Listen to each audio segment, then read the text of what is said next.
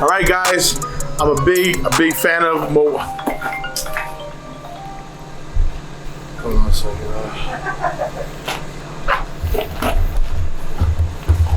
All right, guys, like I said before, I'm a very big fan of Milwaukee. Milwaukee is like what my #1 go-to tool. So if you guys looking for any power tools, I would suggest Milwaukee. In this case, we got a new shear, the M18. It's quarters 18 gauge double cut shear. Does the job. And also, the best part about it, 5 years warranty. Can't go wrong. So what we're doing here right now is actually what's called a gate valve. So we're actually shutting off the valve. So the water comes up to this point. This is actually what we call the header or the steam supply.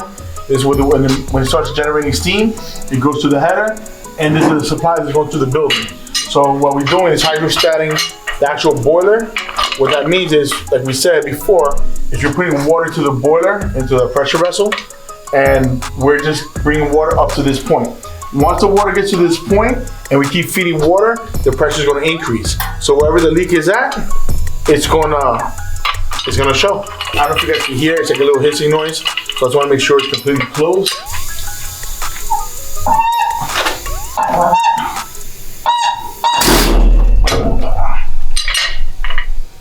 Where's the water at?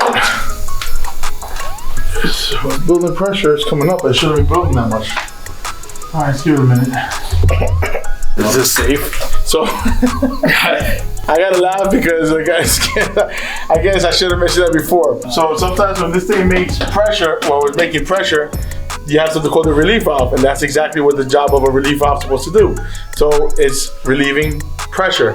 So we're adding pressure. So what happens is the guy behind the scenes, he got a little bit of dust in his nose, but I should have mentioned that. But yes, the relief valve just relieve pressure because we're adding water to the system, and that's exactly what happened. So we don't want to give too much pressure, but we just want to give enough pressure that wherever the leak is coming, it's going to come out. So right now we are about almost there. It's pretty much full. So the water is somewhere right around here somewhere. Okay. So let's just start cutting this out. So this one we need to cut out. This actually fed the water pretty quickly, which I'm surprised. Usually it takes a little longer. So right now we're at the max pressure because this, since it's a hot water boiler, has a relief valve and it relieves at 30 psi. So right now we're at 30 pounds of pressure, which is good. So like I said before, pressure wants to come out. So as soon as we start taking off this jacket, and we actually are able to see the actual boiler itself, we'll see more or less where the leak is coming. All right, go ahead.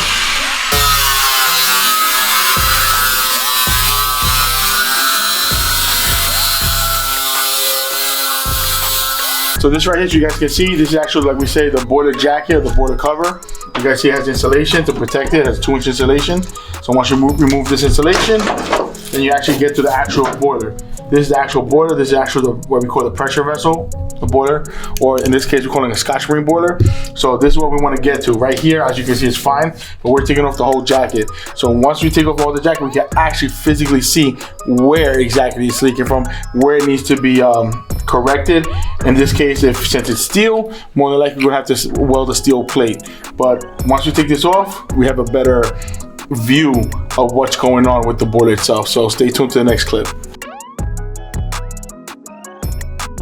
All right, guys, we just finished taking off all the insulation and the old covering, and you guys can see, even the boss got to get his hands dirty.